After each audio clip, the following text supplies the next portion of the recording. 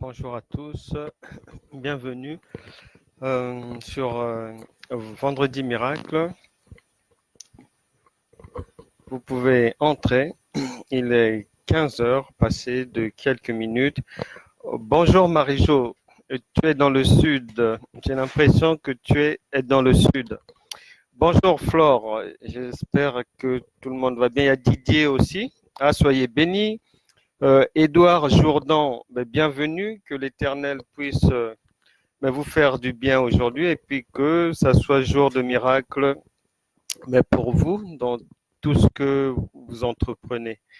Et il en sera ainsi. Bonjour, bonjour, vous pouvez entrer. On va commencer notre réunion du jour. Mais depuis Saint-Aubin-sur-Mer, en Normandie, où nous sommes très bien arrivés. Il fait un temps normand, un temps typiquement normand, mais on a, en tant qu'enfant de Dieu, avec le Saint-Esprit, on s'adapte et Dieu nous a donné la capacité de nous adapter en toutes circonstances et en tout temps. Donc, nous sommes joyeux depuis la terre normande et c'est avec plaisir qu'on va débuter notre réunion du jour. Très, très, très, très importante et intéressante parce que lorsqu'il y a un sujet comme ça, la première chose qu'on se dit, c'est que finalement, Dieu veut me visiter. Donc, Dieu veut changer les choses, effectivement. Aujourd'hui, il nous a donné ce sujet intitulé « Les miracles qui accompagneront ceux qui auront cru ». Donc, on va aborder le sujet du jour, toujours avec la même détermination d'aller comprendre les choses spirituelles, le langage de Dieu, et puis comment est-ce que le Seigneur fonctionne, quel est son langage, comment est-ce qu'on doit l'entendre, et puisque nous savons qu'il est dit que Dieu est esprit, donc ce qui est de lui, tel le langage, doit être pris et compris sous l'angle spirituel. Or, c'est cette bascule-là que la plupart des chrétiens ont du mal à faire, et dans cette université de la foi, un ministère audiovisuel chargé d'évangéliser par l'enseignement de la foi et la prédication du miracle, on fait tout ce qu'il faut ici pour que chacun puisse être à même de passer à la chrétienté animale, à la chrétienté charnelle, à celle qui est biblique et là où Dieu nous fixe tous rendez-vous, c'est-à-dire dans la chrétienté spirituelle. Marc, chapitre 16, verset 17. Qui peut lire là? Édouard Jourdan va nous faire la lecture et le Saint-Esprit est là pour veiller à ce que cette lecture soit bien faite.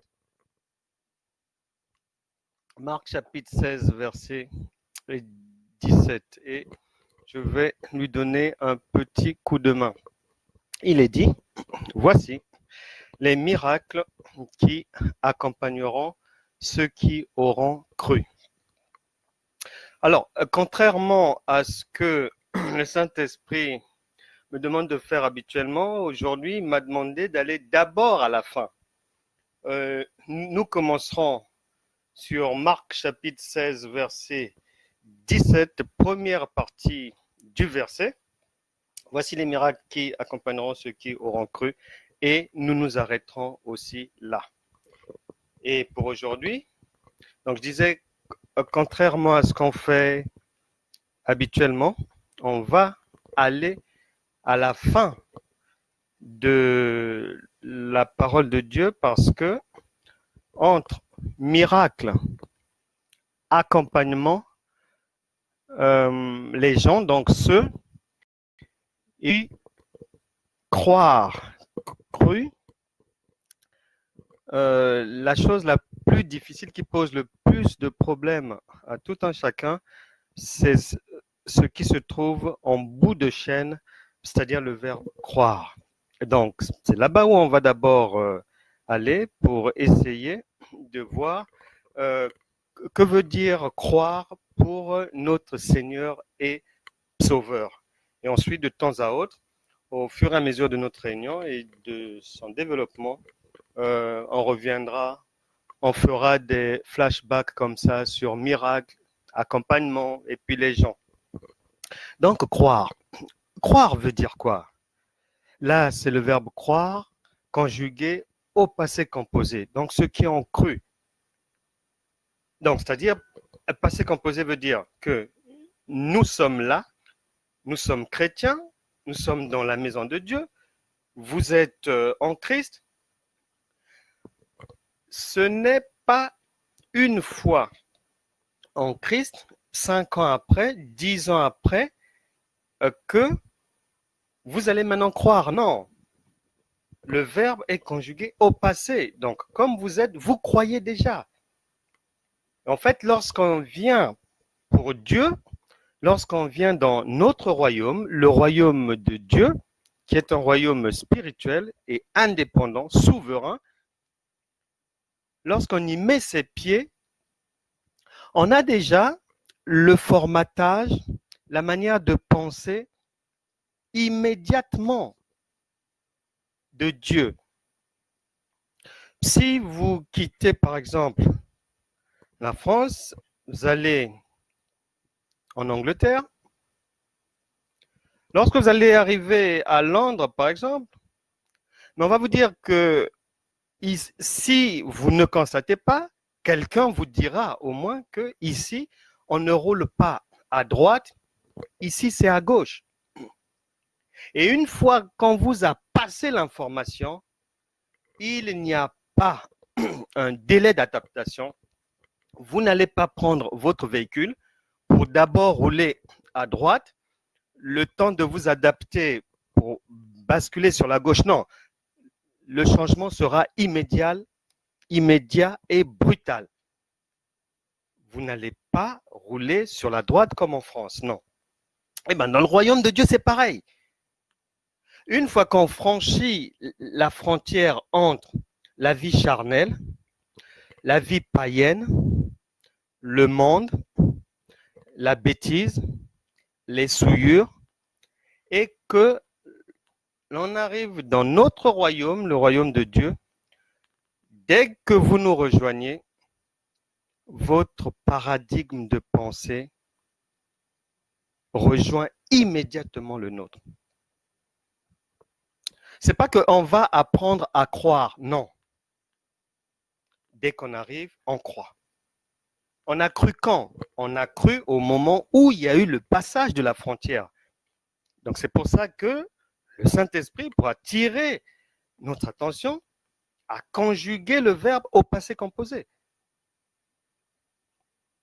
C'est-à-dire lorsque donc on commence sa marche dans le royaume de Dieu, dans le royaume surnaturel, on est déjà croyant. On ne vient plus pour apprendre à croire. On est croyant.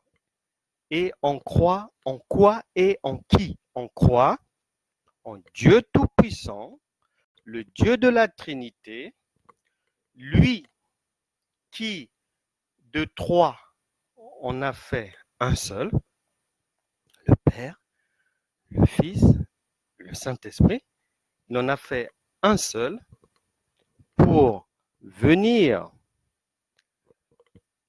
vivre en vous par le Saint-Esprit afin d'accomplir les œuvres de Dieu. Quelles sont les œuvres de Dieu? La réponse est là, les miracles. Les miracles. Miracle veut dire constater, attester, démontrer, affirmer que cette histoire, cette chose, cette guérison, ce capital reçu, cette intervention vient de Dieu et non des hommes. Parce que ce qui est de Dieu est bien précis et reconnaissable, et ce qui est de César et des hommes l'est également. Deux mondes diamétralement opposés, avec chacun ses principes, codes de conduite, mode de fonctionnement, son langage. Et croire donc, lorsqu'on est enfant de Dieu, c'est faire confiance en Dieu, faire confiance en Christ, faire confiance au Saint-Esprit et être conscient qu'il est en vous. Si vous n'êtes pas conscient que le Saint-Esprit est en vous, vous n'êtes pas croyant. Vous n'êtes pas de notre royaume, non. Même si vous vous trompez vous-même, même si peut-être un frère vous a trompé ou un parent dans la famille disant « Ah, ben voilà, elle est une bonne chrétienne, elle parle en langue. » Non, non, non, non, non. La notation du royaume, elle est claire et nette et se fait sur le respect de standards bien précis. Et la croyance doit être nickel, c'est-à-dire elle atteint déjà son sommet une fois que la frontière est franchie, une fois que vous nous rejoignez, vous devez croire comme nous. Et croire comment? Croire que Dieu peut tout faire, que rien n'est impossible à Dieu. Aucune chose ne peut limiter le bras de Dieu. C'est pour ça qu'Ésaïe, chapitre 59, premier verset, nous rappelle tout le temps que la main de l'Éternel n'est pas courte pour sauver, pour délivrer, pour guérir. Et quand vous descendez au chapitre 53, le prophète Ésaïe toujours, là-bas au verset 5, vous avez la vitamine de la guérison acquise déjà par les meurtrissures. Par ces meurtrissures, vous êtes déjà guéris. Et il faut le croire. Il faut avoir la certitude que Dieu est, qu'il existe. Vous ne voyez pas de vos yeux le vent, mais vous savez que le vent est là. Vous ne toucherez jamais, sauf pour recevoir un coup de jus, vous ne toucherez jamais l'électricité. Vous ne verrez jamais de vos yeux l'électricité, mais vous avez les effets de l'électricité qui attestent bel et bien qu'il y a une évidence qui est là, il y a de l'électricité dans l'air. Maintenant, notre Dieu est plus réel que l'électricité, que le vent. Donc, il faut croire sans retenue, sans retenue. Parce que si vous restez à la croyance animale ou charnelle, la même que celle des démons, la même que celle de beaucoup de chrétiens, une chrétienté qui navigue entre la maison et l'église le dimanche, aller s'asseoir sur le banc, en chemin chanter quelques cantiques comme ça, la semaine se comportant comme les païens, n'étant à même de ne rien voir de ce qui se joue dans le spirituel, ne se souvenant même pas de ses songes, ne comprenant même pas les songes, marchant par la chair, en compagnie des païens, soutenant les païens dans leurs bêtises, les accompagnant de temps à autre même en boîte de nuit ou dans des virées quelconques. Mais cette chrétienté-là n'est pas celle qui est agréable à Dieu et un tel chrétien n'est pas dans la croyance biblique. Donc, il faut réussir à faire ce passage. La bascule s'impose. Tout n'est pas de croire que Dieu existe, mais l'essentiel résulte en ce que l'on puisse croire sans voir, croire sans douter, croire de tout son cœur, de toute son âme, de tout son corps, de tout son esprit, que Dieu est. Il est réel et qu'il est capable de vous sortir de toute situation.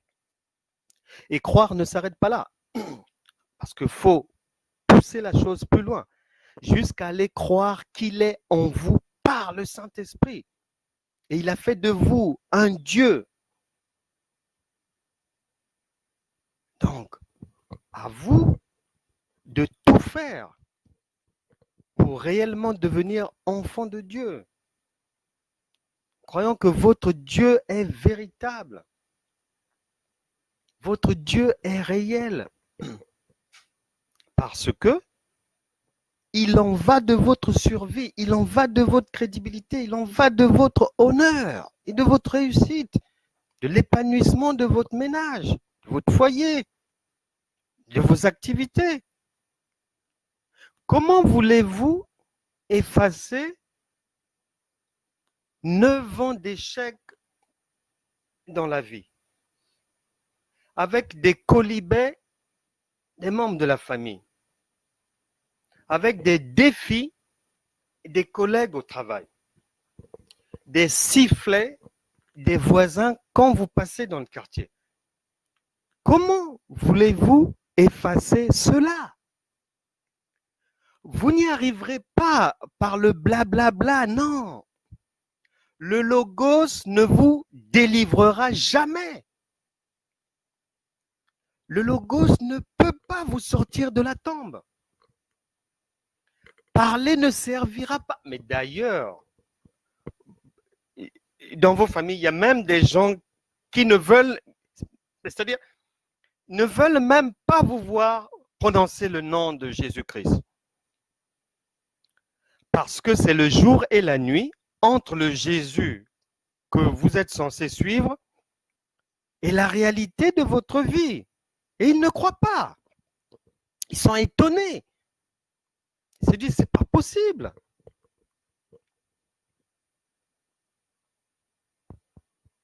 Réfléchissez-y. Il n'y a que le miracle qui pourra, un miracle de Dieu, une intervention divine spectaculaire, qui pourra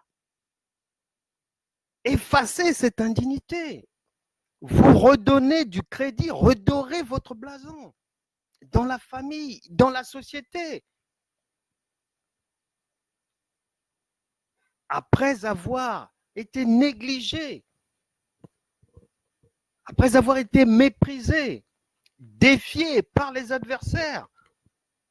Peut-être que c'est un mari jaloux qui vous a défié,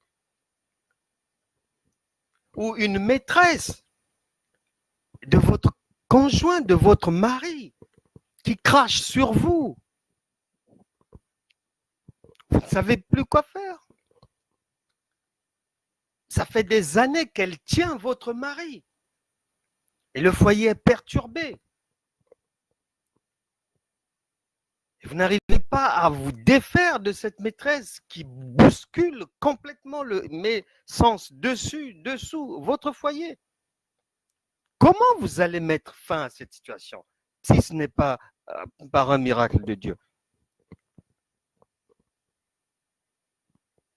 Donc, il n'y a que la croyance de type biblique, sans retenue, aveugle, certaine, sûre, véritable, qui peut vous hisser au niveau surnaturel et du miracle pour aller vous délivrer de la honte, de la disgrâce, de l'échec. Et la deuxième chose, hormis la certitude que Dieu est et qu'il est véritable, et que le miracle est rattaché à une croyance pas animale, pas naturelle, mais une croyance biblique que Dieu est. Une fois qu'on franchit ce cap, il faut rajouter une deuxième chose à ce verbe croire conjugué par le Saint-Esprit au passé composé. Donc ça veut dire que vous y êtes déjà. Mais lorsque vous examinez vos vies, est-ce que vous y êtes concrètement? Même si vous y êtes humainement ou bibliquement? Donc le deuxième niveau, la deuxième chose à retenir, de ce qu'est la croyance au sens biblique, c'est que la croyance de type biblique ne marche pas avec le péché. Vous ne pouvez pas arriver à Marc chapitre 16, verset 17, après avoir reçu l'instruction du Seigneur de pouvoir opérer dans le surnaturel, vous ne pouvez pas accéder à ces choses-là si vous marchez dans le péché. Et la question pour nous, c'est de savoir où en est votre capital péché. Est-ce qu'il est full? Est-ce que vos péchés sont soldés? Est-ce que vous avez demandé pardon à qui, comment, où, quand? Est-ce que ce pardon a été bien fait? N'y a-t-il pas eu négligence jusqu'aujourd'hui si ça ne marche pas? Si la main de l'Éternel ne vous a pas encore secouru?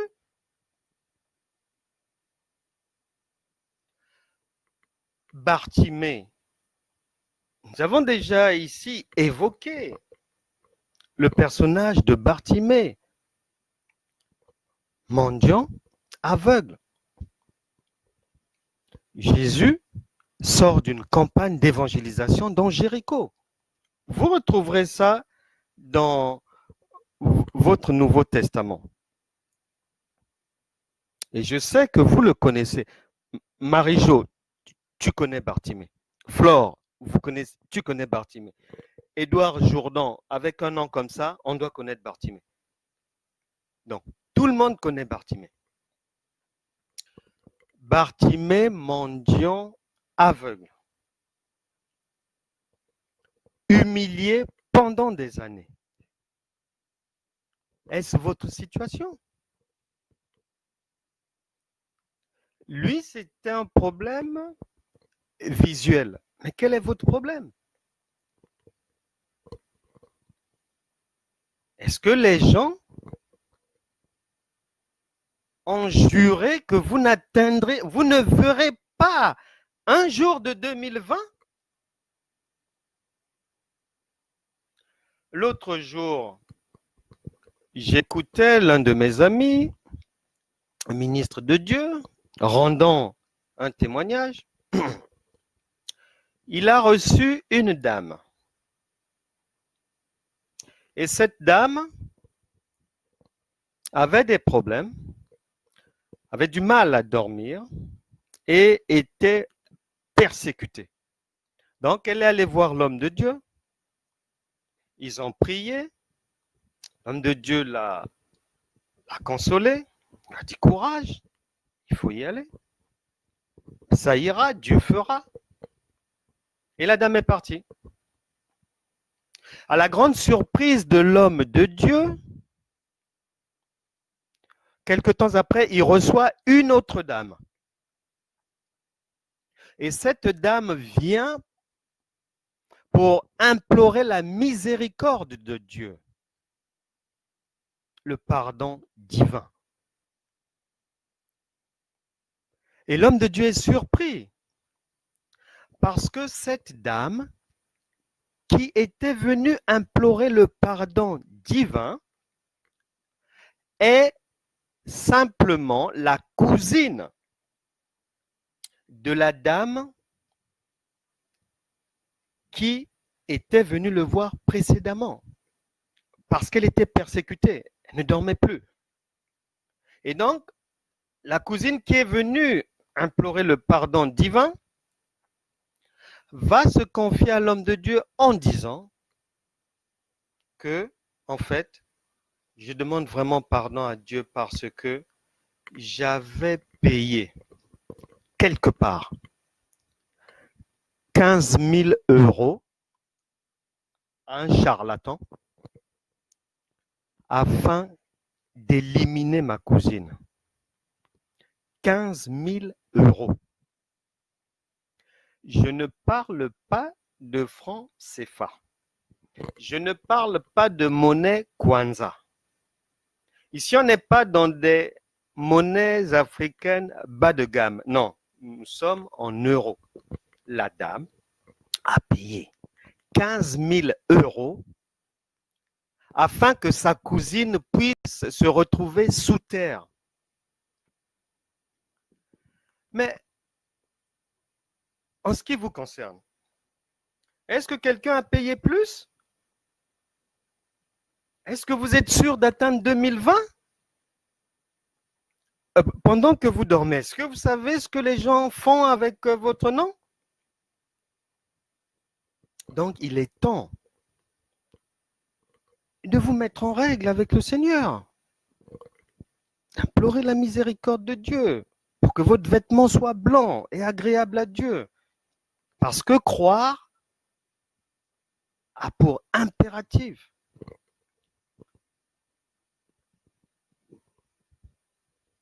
la blancheur, la sanctification.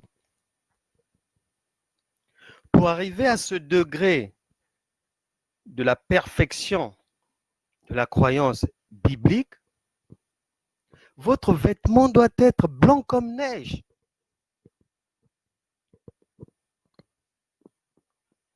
Donc Bartimée, c'est avec toutes les peines du monde qu'il essaie de se faufiler comme ça. Il ne voit rien, il est aveugle. Donc il est obligé de trouver une parade. Et il crie, Fils de David, aie pitié de moi. Mais quel est votre cri aujourd'hui face à la situation que vous traversez? Quel est votre cri? Et vous criez depuis quand? Depuis combien d'années?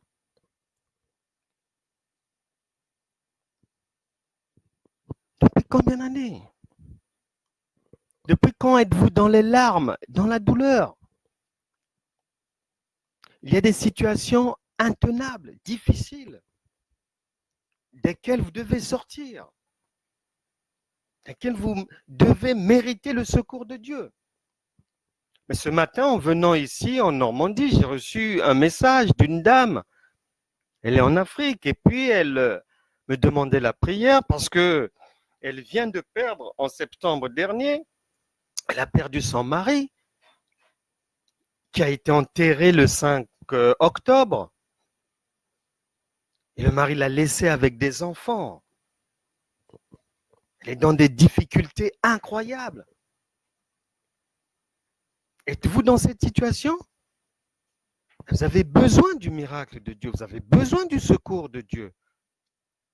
Mais pour ce faire, il vous faudrait vous hisser au niveau de la croyance agréable à Dieu que vous deviez déjà avoir en vous depuis le premier jour de votre arrivée dans notre royaume, le royaume de Dieu. Et donc Bartimée, lorsque, après, peut-être que Bartimée avait mis peut-être 6 ans avant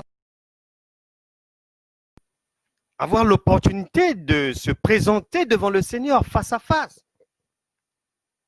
Si vous lisez bien ce passage, si vous le méditez bien, essayez de dormir sur ce passage un peu, voir ce que le Saint-Esprit vous révélera. Il y a à boire et à manger là-bas pour vous. Bartimée rencontre une opposition farouche de la part de la foule. Qui s'oppose à vous aujourd'hui? Est-ce une opposition de jour? Est-ce qu'on s'oppose à vous de nuit? Par quel mécanisme? Par quel moyen?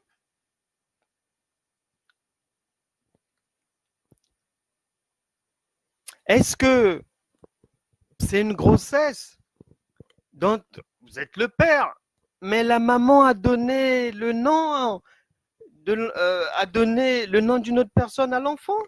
Et vous vous battez pour récupérer votre paternité? Peut-être, je ne sais pas.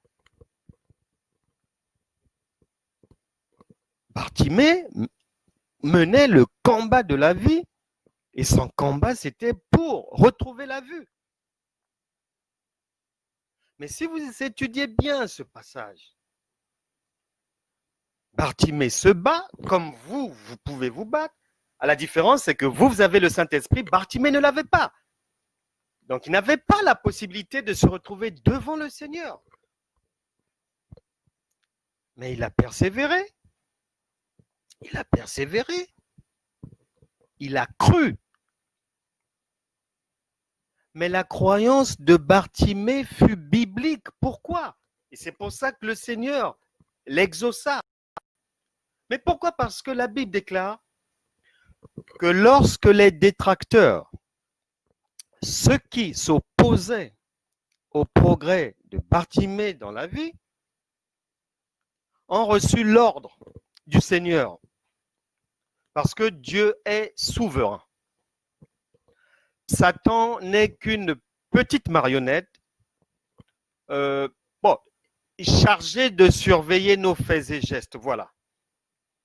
Mais il peut tergiverser. Nous ne sommes pas concernés par ces jérémiades, puisque la Bible déclare que le Seigneur nous a élevés à la droite de Dieu. Il a fait de nous des co-ouvriers et co-héritiers avec Christ. Et que tous nos ennemis, on en a fait notre marchepied. Donc, nous ne sommes plus concernés par les gesticulations de Satan et de ses démons. Et si vous en doutez, prenez Éphésiens chapitre 4, verset 27. Vous avalez cette vitamine. Vous serez tranquille, vous dormirez tranquillement. Donc, Bartimée, après avoir souffert de diverses oppositions, Dieu qui est souverain va dire aux opposants, va donner l'ordre. C'est la même chose pour vous. Aujourd'hui, Dieu donnera l'ordre aux méchants de vous libérer, de vous lâcher, de lâcher prise. Et Jésus dira, appelez-le. Et les méchants, vos ennemis, diront, répondront, comme les détracteurs qui voulaient empêcher Bartimée d'avancer, ils ont dit, lève-toi, il t'appelle. Dieu vous appellera aujourd'hui. Tant est que vous passez par la repentance avant que nous ne rentrions en prière. Le miracle sera en bout de chaîne, en bout de course. Et la base du miraculeux, c'est là où nous sommes stationnés actuellement sur le verbe croire. Et cette croyance doit être biblique. Et Bartimée va nous le prouver. Puisque la Bible déclare que Bartimée, lorsqu'il a reçu l'ordre du Seigneur de se présenter devant Dieu pour sa demande, la Bible déclare que Bartimée s'est débarrassé de son manteau. On ne se présente pas devant Dieu dans le péché. Lui, il avait un manteau sale. Mais quel est votre manteau aujourd'hui? Est-ce l'impudicité? Est-ce le mensonge? Est-ce la tromperie? Est-ce que vous ressemblez à ces gens du corps médical, certaines personnes qu'on retrouve en Afrique, travaillant à l'hôpital, censés donner, aider et assister la vie, permettre à la vie d'arriver, sauver des vies. Mais dans certains dispensaires, certains hôpitaux, en Afrique particulièrement, on retrouve des médecins, infirmières et autres, vous connaissez vous-même la liste, qui prennent les médicaments, les consommables, les accessoires de l'État, de l'hôpital, qu'ils sont censés mettre à la disposition des malades ils les prennent, ils font deux choses. Soit ils les vendent au malade arrivant et à sa famille, ou bien ils les prennent, ils mettent dans le sac, les femmes mettent dans leur sac, et c'est vendu à la cité. Est-ce que vous êtes dans ce cas de figure? Est-ce que vous portez ce manteau-là?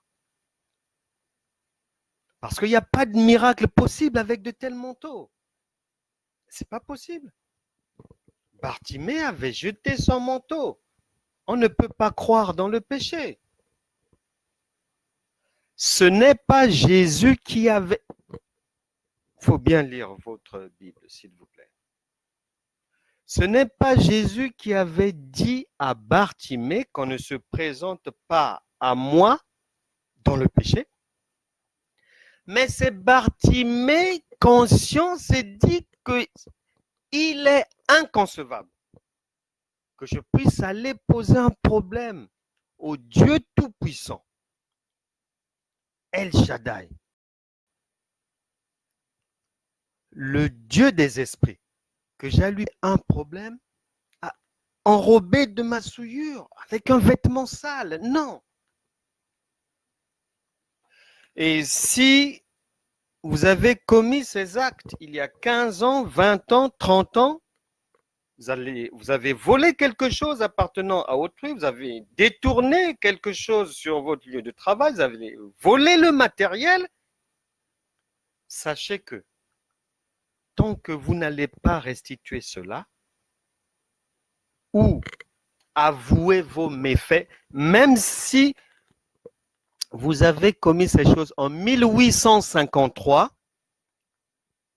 tant que vous ne passez pas par un aveu vis-à-vis des victimes et une repentance sincère, vous n'êtes pas dans Marc chapitre 16, verset 17. Vous n'y êtes pas. Donc, pour avoir le secours comme Bartimée, lorsqu'on croit, on croit que Dieu est, oui. On croit que Dieu est tout-puissant, oui. Mais il faut ajouter qu'on croit que Dieu n'exauce pas les pécheurs. Jean, chapitre 9, verset 31. Méditez la parole. Le Saint-Esprit l'a écrit noir sur blanc. Dieu n'exauce pas les pécheurs. Je suis toujours surpris de constater qu'il y a une chrétienté actuelle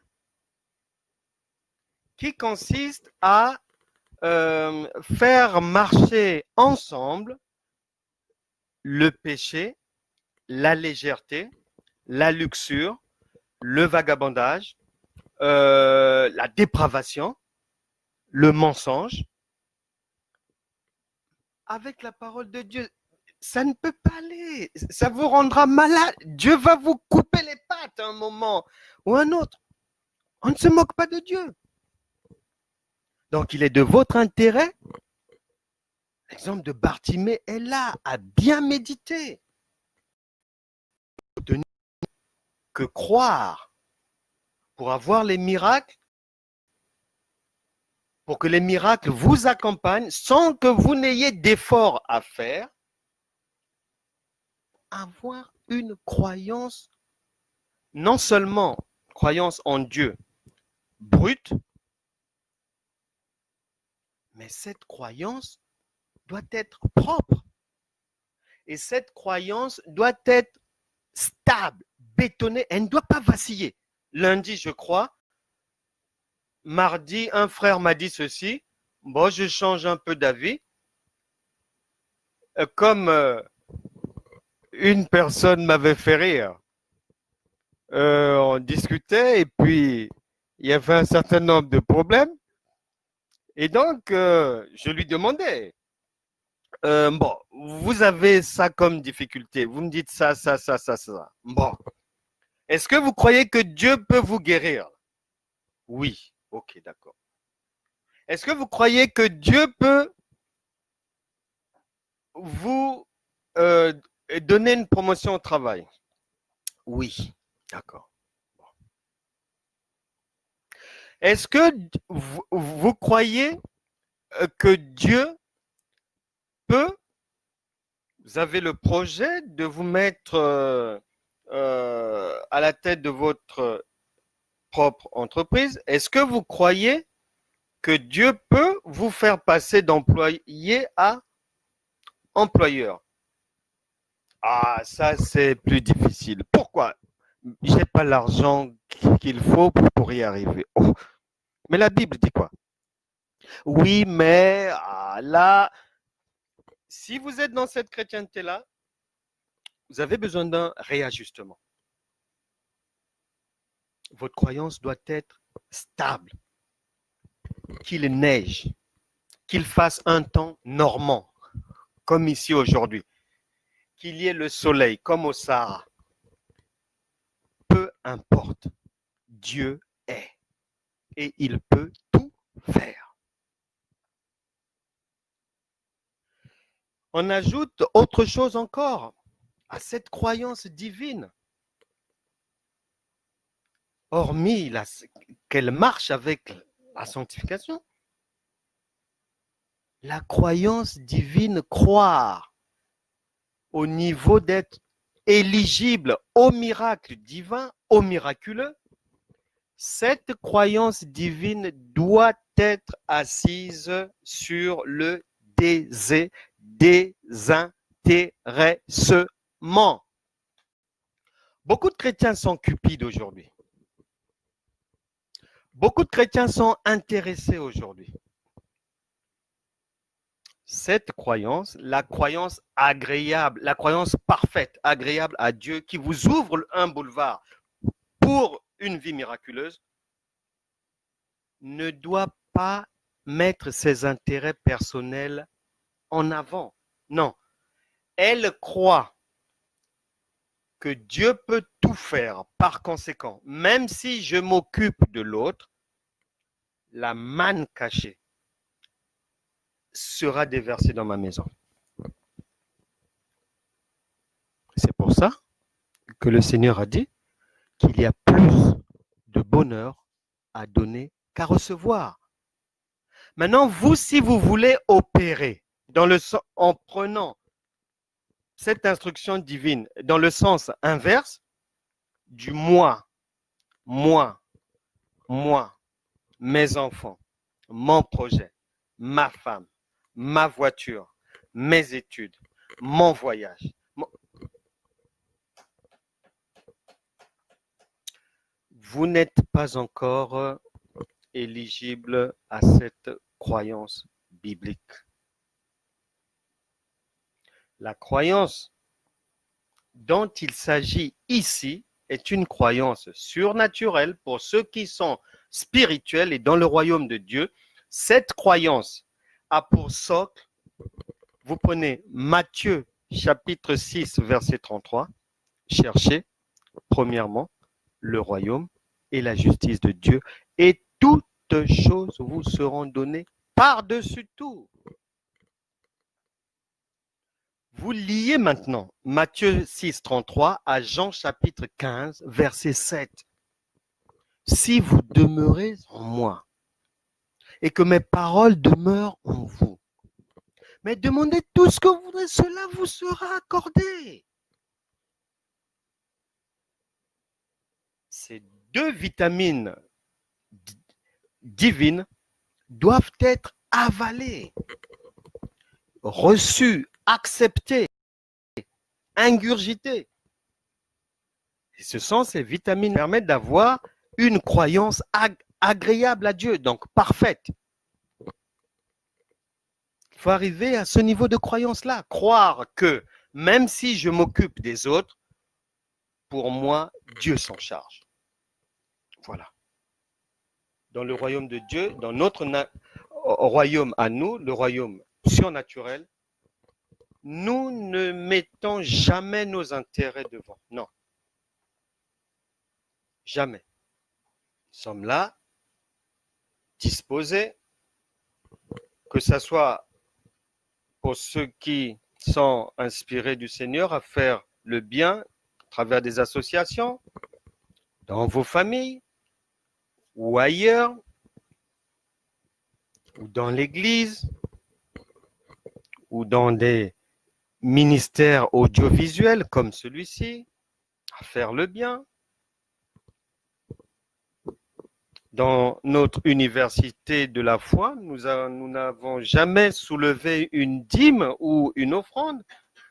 Je ne connais pas une personne qui a déjà donné une dîme ou une offrande ici. Mais nous dispensons nos enseignements dans la joie, la bonne humeur. Parce que nous privilégions votre intérêt d'abord. Et nous, en tant que ministres de Dieu, Dieu nous prend en charge. Avez-vous déjà vu un ministre d'un gouvernement ne pas être pris en charge par son État? Le royaume de Dieu nous prend en charge. Lorsqu'on travaille pour Dieu, lorsqu'on est ministre de Dieu, nous avons la garantie de bien dormir, nous faisons de beaux rêves, nous n'avons pas de problème avec les démons.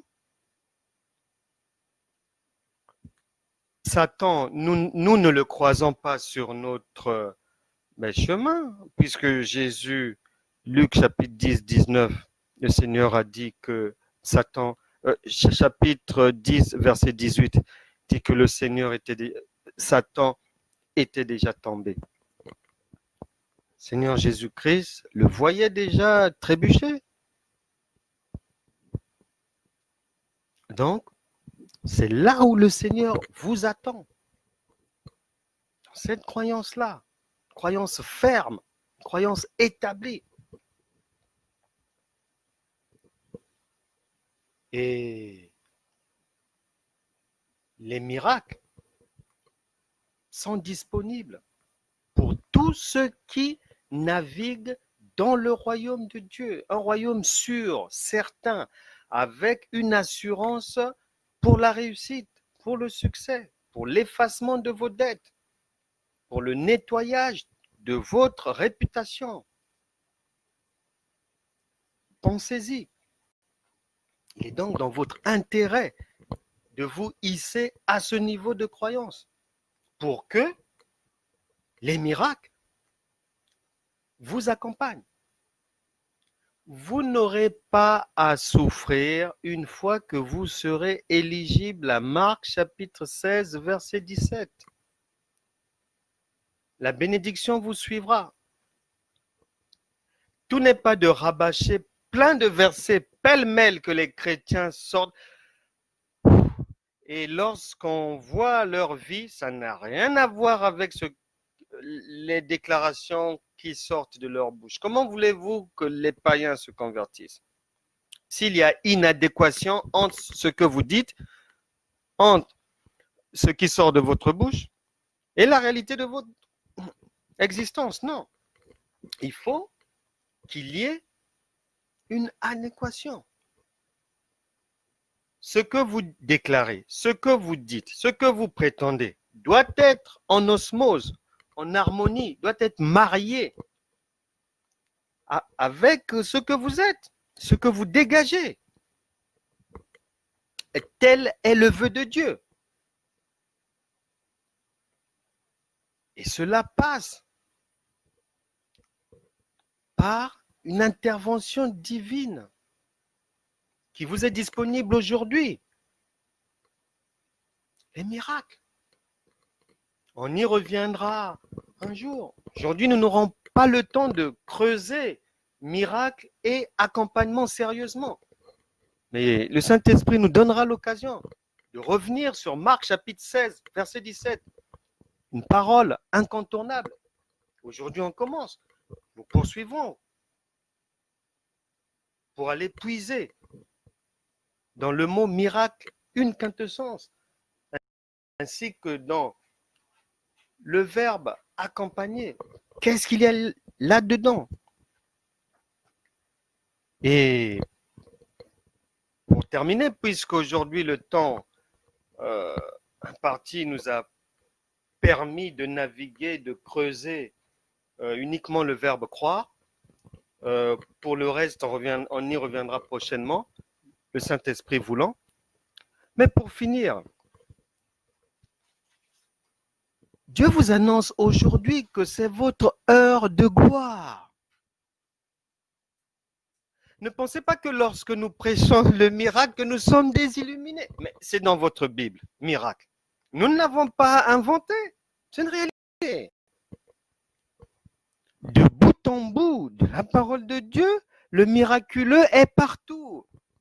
Dommage pour les croyants obscurs qui ont du mal à passer de la chrétienté charnelle à la chrétienté spirituelle, qui restent en bas avec les démons, alors que nous avons une position haute. Le miracle est là, il est pour vous. C'est la saison des miracles. Le temps des miracles n'est pas terminé. N'écoutez pas ces prédicateurs de l'ombre. Vous êtes des fils de la lumière. Ce matin, lorsque je me suis levé, quand j'ai demandé au Saint-Esprit de m'indiquer ce qu'il voulait que je partage aujourd'hui, le Saint-Esprit m'a donné Marc chapitre 16, verset 17, avec des instructions fermes pour essayer d'emmener tout le monde à les comprendre. Marc chapitre 16, verset 17. Qu'est-ce qui se cache? Qu'est-ce qui est enrobé dans cette autorisation divine?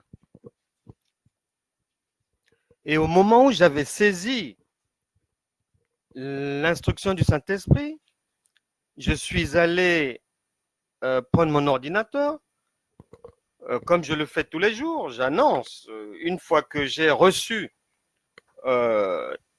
du Saint-Esprit le message à donner, je me suis mis à écrire. Voilà, vendredi miracle, bonjour. Nous allons en Normandie, on a 3 jours d'évangélisation, mais je ferai une pause pour venir prêcher sur les miracles qui accompagneront ceux qui auront cru. Et pendant que j'étais en train d'écrire, j'ai reçu un message de l'homme de Dieu, David de Storm, apôtre de Dieu, envoyé pour l'évangélisation dans l'océan Indien. Il m'a envoyé un message très tôt le matin, pendant que j'étais en train d'écrire Marc chapitre 16, verset 17. Les miracles qui accompagneront ceux qui auront cru. Et son message me disait que hier, à l'île de la Réunion, au cours d'une réunion, il s'est passé là-bas qu'il a prié pour une personne décédée et Dieu l'a ressuscité. Et ça confirmait que le Seigneur voulait que l'on se cale, que l'on échange, que l'on parle du miracle. Parce que Dieu est disposé à faire les miracles. La résurrection de cette personne décédée hier à La Réunion, elle aura lieu dans votre vie, dans tout domaine de votre vie. Hier soir, puisque hier le Saint-Esprit nous avait donné la résurrection financière, on a échangé là-dessus. Et je reçois le message d'une dame qui me dit qu'elle n'avait jamais entendu parler de la résurrection financière. Et bon, j'ai pris le temps pour de lui expliquer. Et la dame va me dire que À peine elle avait lu le titre « La résurrection financière », elle a couru, elle est partie rendre, elle a vomi. Mais c'était sa délivrance. Rien qu'en lisant seulement le titre. Ce sont des titres inspirés. Ces choses viennent de loin. Prenez ça au sérieux. Pensez-y. Vous êtes trop habitué à la monotonie des choses terrestres. C'est le surnaturel qui dirige le monde. Et je crois que le miracle qu'il y a eu hier à La Réunion, je crois que la manifestation dont a bénéficié cette dame hier va se produire dans votre vie. Et pour finir, on va finir par la Belgique aujourd'hui, où se trouve l'Église internationale de Bruxelles, dirigée par Célestin Kiboutou, ministre de Dieu, option guérison divine et délivrance, avec sa femme Émilie Kiboutou, des missionnaires chevronnés, expérimentés, mais qui ont bénéficié depuis longtemps des attributs de Marc, chapitre 16, verset 17. À un moment donné de leur vie, leur ministère n'avait pas même véritablement commencé. Ils étaient étudiants de mémoire, il y a plusieurs années de cela. Et à un moment donné, la bourse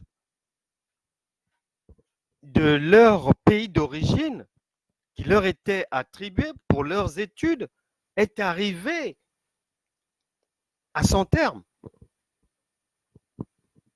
Et Célestin Kiboutou et sa femme se sont mis en prière, croyant que Dieu peut tout faire. Qu'en toute situation, le Seigneur peut venir en aide. Croyant avec une foi ferme, parfaite. Ils ont remis leur situation entre les mains de Dieu parce qu'ils avaient déjà des enfants. Comment vivre avec des enfants à Bruxelles sans entrée financière? Mais la Bible déclare 1 Thessaloniciens, chapitre 5, verset 24. Celui qui est fidèle, celui qui a commencé avec vous, il va vous sortir de cette situation. Il le fera. Il est fidèle. Il va achever ce qu'il a commencé. Si vous avez pu croire même un seul jour ou passer de l'athéisme à la croyance en Christ, c'est qu'il va vous accompagner jusqu'au bout, jusqu'à la victoire. Quelque temps après cette prière du docteur Célestin Kiboutou et de sa femme Émilie, un pasteur qu'ils n'ont jamais vu, qu'ils ne connaissent pas, s'est présenté devant leur porte. Le monsieur sonne, ils ouvrent. Bonjour, bonjour. Je suis monsieur un tel, je suis hollandais, je viens d'Amsterdam. Oui, vous venez d'Amsterdam, pour quel problème? Non, j'étais en prière et pendant que j'étais en prière, Dieu m'a demandé de venir vous donner. Il m'a donné le nom. Le Seigneur a donné l'adresse, votre nom, pour vous donner la provision. Et quelle était cette provision? Cet homme de Dieu hollandais dira que Dieu l'a instruit pour donné pendant 2 ans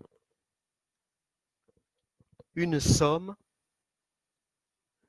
qui était supérieure à la bourse d'études que le couple recevait. Et ce monsieur, ce pasteur hollandais, qu'il ne connaissait pas, et le pasteur ne les connaissait pas non plus. Il était en prière. Il a reçu une instruction de Dieu. Il a quitté son pays. Il a cherché l'adresse, le nom. Il a trouvé. Il a sonné et il a dit ce pourquoi il était là. Et pendant 2 ans, sans retard, sans impayé, il a tenu parole. Chaque mois, le couple Kibutu a reçu une somme incroyable en francs belges pendant 2 ans. La manne cachée existe, elle est réelle, elle est visible, elle est en vous par le Saint-Esprit. Et je crois de tout mon cœur que si vous vous êtes repenti, si vous croyez vraiment en la parole, si vous acceptez les vitamines bibliques que nous venons d'évoquer ensemble, alors pour aujourd'hui, nous n'avons pas besoin de prier. Recevez la délivrance. Ce sont les miracles qui vont vous accompagner. Le Seigneur a dit que les miracles accompagneront ceux qui auront cru. Et comme vous avez cru, soyez bénis, soyez délivrés. Le Saint-Esprit va lui-même se charger de vous donner la paix, la joie, l'instruction, les finances, la consolation, l'exhortation nécessaire. Là où il y a le manque, il va combler. Là où il y a la blessure, il va cicatriser. Là où il y a l'absence d'une femme qui est partie, elle revient aujourd'hui. Là où le mari était parti, il va revenir aujourd'hui. Là où vous avez cherché, c'était fermé. Aujourd'hui, ça s'ouvre. On ouvre le ciel. On ouvre sur terre, puisque nous avons les clés du royaume pour ouvrir et fermer. Pour vous, nous ouvrons. Ce que Satan avait et ses démons, ils avaient ouvert, nous fermons ça. Là où il y avait le chômage, recevez le travail. Là où il y avait l'inquiétude, recevez la paix. Jean chapitre 14, verset 1, que votre cœur ne se trouble point. Là où il y avait le manque, recevez l'abondance, recevez les sommes qu'il faut, recevez la restauration, recevez un blason bien redoré, recevez les pleines bénédictions du ciel et ainsi, à partir d'aujourd'hui, les miracles vous accompagneront. C'était Marc, chapitre 16, verset 17. Que le Seigneur vous bénisse. On se retrouve demain. Nous serons samedi, depuis la terre normande toujours pour samedi miracle. Ça sera jour de Shabbat, mais le Seigneur a dit que le Shabbat a été fait pour l'homme et non l'homme pour le Shabbat. Donc, nous avons la permission en tant que ministre de Dieu, même le Shabbat, de faire notre travail. Que Dieu vous bénisse. À demain, 13h. Au revoir.